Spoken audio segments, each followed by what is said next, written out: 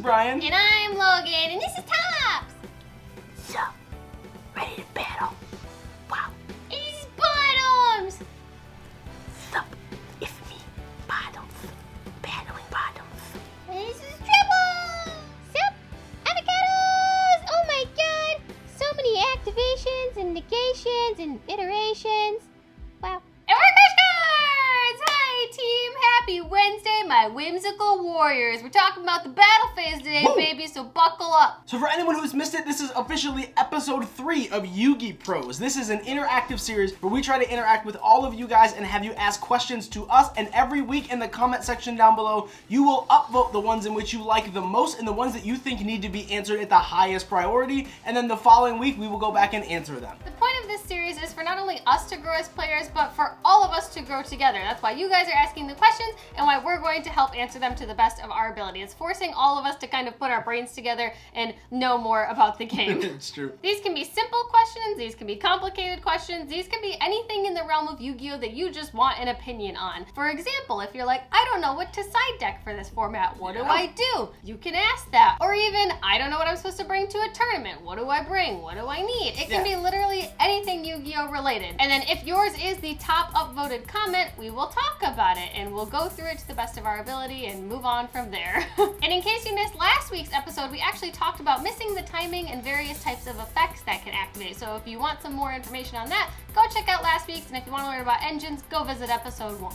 So before we get into this week's topic, if you guys are not already a subscriber, feel free to go down and hit that subscribe button, throw this video a like, and comment your comment for next week's video. We also have an Instagram. It's at Crush Cards by IDO. Feel free to come say hi to us if you want to interact with us a little bit more. And then we also have a super wholesome Discord community. It's absolutely bopping. We do tournaments, we have fun, we talk about shenanigans. I highly recommend checking it out. And then last but not least, if you want to further support the channel, we have a Patreon. February is coming real soon. Woo-hoo. Bloopers will be going up in just a few days. We do remote duel sessions with patrons. There's merch, there's the whole shebang. Feel free to check out the Patreon, but if not, that's okay. I'm just happy you're here to go over this with us. And then real quick, I know we're talking a lot, but Sunday, January 31st, the day after my birthday, is going to be our custom ban list tourney. It's the Logan's Belated Custom Ban List Tourney. It's gonna be really fun. I'll smack a poster on the screen right now. Feel free to read it over and check it out. It's a lot of fun. $10 entry. Winners get Blazing Vortex booster box. There's prize support through 4th place. I highly recommend you read it, look it over. I'll post it on the Instagram and it's on the community page. Please come join us. It's gonna be an absolute blast. But that's it. That's my spiel. Happy late birthday to me. So in this week's episode, the #1 comment that was upvoted comes from our good old friend Greg. Greg said, a discussion on parts of the battle phase, attack declaration, start of the damage step, damage calculation, etc., and all the effects in which can be activated would be a really good topic. Well, here we are. It's a really good topic and we're gonna talk about it. Now, we're not gonna go ridiculously into depth on this topic. If you would like, there are lots of other content creators who have gone way in depth on the battle phase. We're doing this in a more simplified version because we want this to be like an introduction. Yes. For players. We don't want this to be overwhelming. We don't want this to get convoluted. So we're going to cover this in like a very brief, as briefly as we possibly can without it becoming too complicated. Yes. So if you want more description, feel free to leave it in your question for next week's topic if you want. But we're gonna just glaze over everything and give you the rundown, the TLDR version of the battle phase. And on that, make sure you are all in the comment section reading everyone's comments and upvoting throughout the week, today and the next couple days, all the way into next week, because we will be doing episode 4 next week on the most upvoted comment.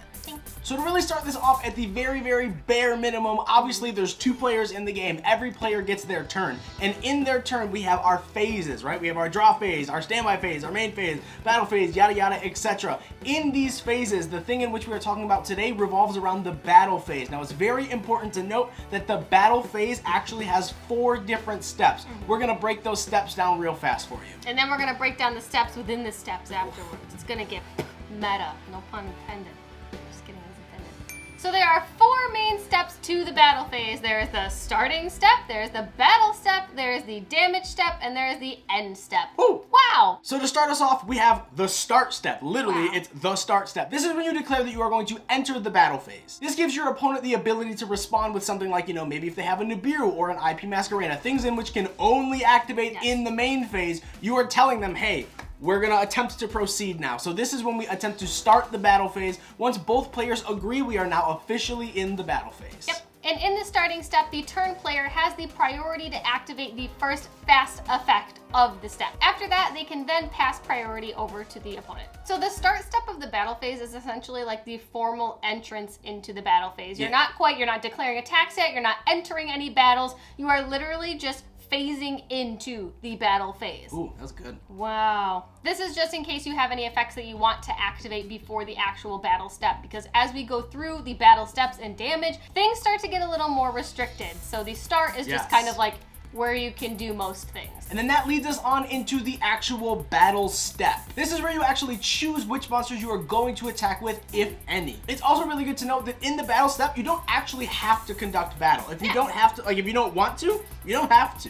However, once you choose the monsters in which you are going to attack with, then you decide which monsters you are going to attack. These are typically known as your attack targets. And obviously, if there are no attack targets, you can normal summon Dark Magician and attack directly for game. Yeah, you can attack your opponent directly. Yeah, and of course, during this time, your opponent still has the opportunity to respond with the appropriate activation. So it can be quick play spells, quick play effects, it can be counter traps, blah, blah, blah, the whole shebang. They still have that opportunity to do that. For sure. And an example would be if I'm in my battle phase and I decide to declare an attack with Doom King on like Logan Swap Frog. Good news is, I'm going to flip my quick play spell, which is a Book of Moon, which will, well, Book of Moon and put Doom King into face down defense mode. Correct. Which I would never do because you play Canada, which is Book of Moon. And then because I flipped the Doom King face down, it cannot flip back up and then redeclare an attack. That's not how it works because we're already in battle. Yes. However, if your opponent does not have a response and we have officially entered the battle step, we've now declared an attack and an attack target and the battle is successful, now we proceed to the actual damage step. The damage step is a lot stickier. There's a lot of parts to it. Again, we're gonna go over it all briefly, so just namaste and bear with us through this part. It's also good to know that, as we said, the 4 steps of the battle phase, even though they do start and end, the second and the third step, which are the battle step and then the damage step, they are not always sequential because you can go into your start step, battle step, damage step, and then if you have another monster, you can go back to the battle step, then back to the damage step. You have a third monster, battle, damage, battle, damage, and then obviously once you've conducted all of the damage calculation, then you go into the end step. So as we just said, as you enter the damage step, there are subsets to the damage step. It's not just one blanket thing. So this is the part where it starts to get a little tricky. So these are the 5 things that can activate in the damage step. We're going to talk about where in the damage step, but these are the 5 things that can happen in the damage step. Number 1, we have counter traps. Obviously, they're spell speed 3. They are the fastest thing. They can do anything they want. 2 is spell speed 2 effects that alter the attack and defense of monsters. 3 are effects that specify activation timings within the damage step. So things that say at the start of the damage step, or during damage calculation, or after damage calculation, things like that. 4 is quick effects or multi-trigger monster effects that negate the activations of a card or effect. And then number 5 is just trigger effects. So if the trigger is met, well, We'll get there. Trust us. Just be patient. Hang with us. We're getting there.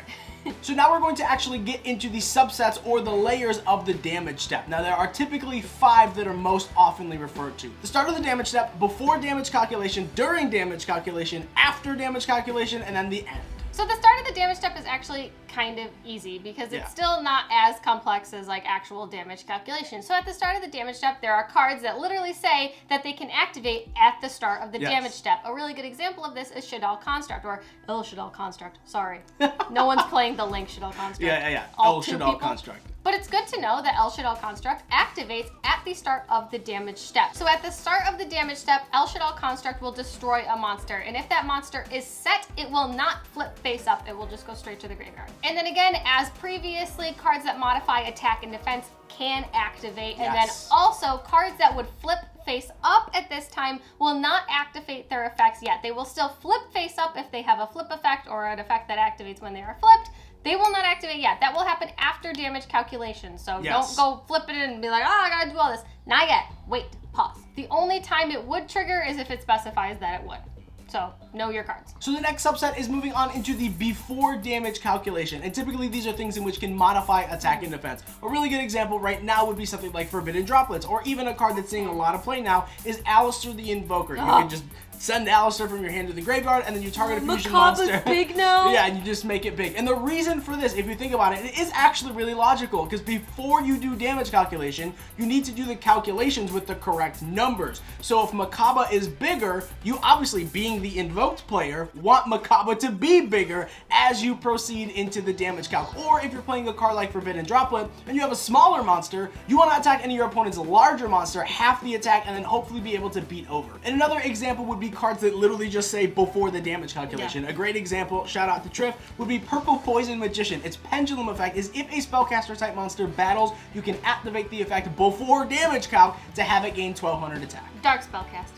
Dark Spellcaster. Poison's Sorry. dark is bad. It is also good to note that these effects can have chains built onto them. So like if you activate something like an Alistair in hand and your opponent has a negate the activation of, they are allowed to chain to that to stop the Alistair's effect because you haven't actually conducted the damage calculation. So now we're moving into the super restricted part of the damage step, which is during damage calculation. This is an area where very limited things can happen. So during damage calculation is a really refined area where literally the only things that can happen are cards that negate the activations, counter traps, and cards that specify during damage calculation. Because at this point, if damage calculation is trying to be applied, the only things that can really happen are things that either modify or stop that entirely. Yes. So an example of cards that can negate activations during damage calc are like Borreload Savage Dragon, which negates the activation. Yep. Red Eyes Dark Dragoon, which quick effect, discard, negate the activation. And then he gains attack, which is just great. And then there are actual cards that just say during damage calculation on them. Good examples of this would be Moon Mirror Shield, which happens as damage calculation is happening so that then your monster will have 100 more attack and you can just scrape by for another turn. And then one of my favorite examples of during damage calculation is Mech Knight Crusadia Avermax. Mwah, kisses, bud. And Avermax's effect says, once per battle during damage calculation, if this card battles a special summon monster, quick effect, you can have this card gain the attack equal to that monster's attack during damage calculation only. And then segueing off of that into another thing that can be happening during the damage calculation are counter traps. So say I'm using my Avermax to gain the attack of the monster that it's battling because of a special summon. I'm then activating the effect to gain the attack. Then I'm gonna activate my Solemn Strike, paying 1500 life points and negating the activation. And so after that segues us into our next section, which is after damage calculation. An instance would be trigger effects. A perfect example is Sky Striker Ace Hayate because it says after damage calculation, if this card battled, you can send one Sky Striker card from your deck to your graveyard. And then within all of this, there is the resolving effects area where flip effects will finally resolve because now we are after damage calculation. While they are going to be destroyed or whatever happens to them, their flip effect will still resolve at this point because now the battle is over and now the effects can actually resolve. And now we are approaching the end of the damage step where like everything else that activates can happen. For example, there are cards that have like destruction protection, like I don't know, like Thunder Dragon Colossus. I know he's banned, I know, rip, everyone's so sad, feels bad. Colossus has a protection effect where if he would be destroyed by battle or card effect, you can banish a Thunder monster from your graveyard instead. So at this point, he would have been destroyed by battle, but because he has the protection effect, he can banish a Thunder monster instead. Also a friendly reminder, keep in mind, we are still in the damage step, so Ash Blossom does not apply here. So say I'm trying to resolve Dupe Frog at the end of the damage step, so if I were to use the effect to add a frog from my deck to my hand, you cannot Ash it. This is because it does not actually negate the activation, it just negates the effect. And keep in mind, we are, as Logan said, still in the damage step, and this is the only thing in which can activate. However, there are some hand traps that do in fact negate the activation, like Ghost Spell. Yeah. So you can shut off the grave and stuff, but only cards that negate the activation or counter traps can be activated at this point because we're still in damage. And then on the opposing side, there are cards that have effects when they destroy monsters by battle. So it's not just the opponent who's facing things, but also you. For example, there is BLS, Blackluster Soldier, Soldier of Chaos, the Link monster, who's got only one printing in his health, expensive. He has an effect where if he destroys a monster by battle that turn, he can apply one of the following effects. You can non-targeting banish a card, gain attack, or attack twice the next turn. So really, this whole part of the damage step is like the trigger effect area. Yeah, and then this is where we finally hit the end step. This is when the damage calculation has officially been resolved, all the effects have resolved, and now we can proceed back to the battle step if we have more battles to conduct, or if not, we can choose to then end the battle phase. And then once all of that is done and all the battling has concurred, etc., you can go into the end step and try to end the battle phase, which again is a mutual agreement. You have to agree to end the battle phase. And just like the start step, at the end step, your opponent still has the opportunity to activate things that they might have. So there's a lot of intricacies in the battle phase itself. Obviously, we did not cover everything. There is a whole lot more deep stuff we could have gone into, but we wanted to just give you guys a general overview today so that you could kind of digest that and ask any more questions that you may have. This was a really, really good question. Like, this question is like, we could go on for hours about this, but we hope that in this like short, brief amount of time that we answered the question to the best of our abilities while also keeping it short, sweet, and simple. But yeah, if you're gonna retain anything from this, just remember that there are multiple parts of the battle phase, that there are multiple parts of the damage step, and that only certain things can activate in the damage step itself. And if you need to go back and take some notes, feel free. But that's all we got for this week's Yu-Gi Pros. Make sure you leave your questions in the comments. Make sure you're upvoting comments throughout the week and checking back, because again, if you guys don't upvote stuff, we don't have anything to talk about, and this series gets really awkward really fast. We want to learn together. This is about growth, my friends. Yes. It's 2021. Let's grow a little bit. We're all little seeds. Let's become trees. But we love you. You matter. And we forgot one more thing. End of battle.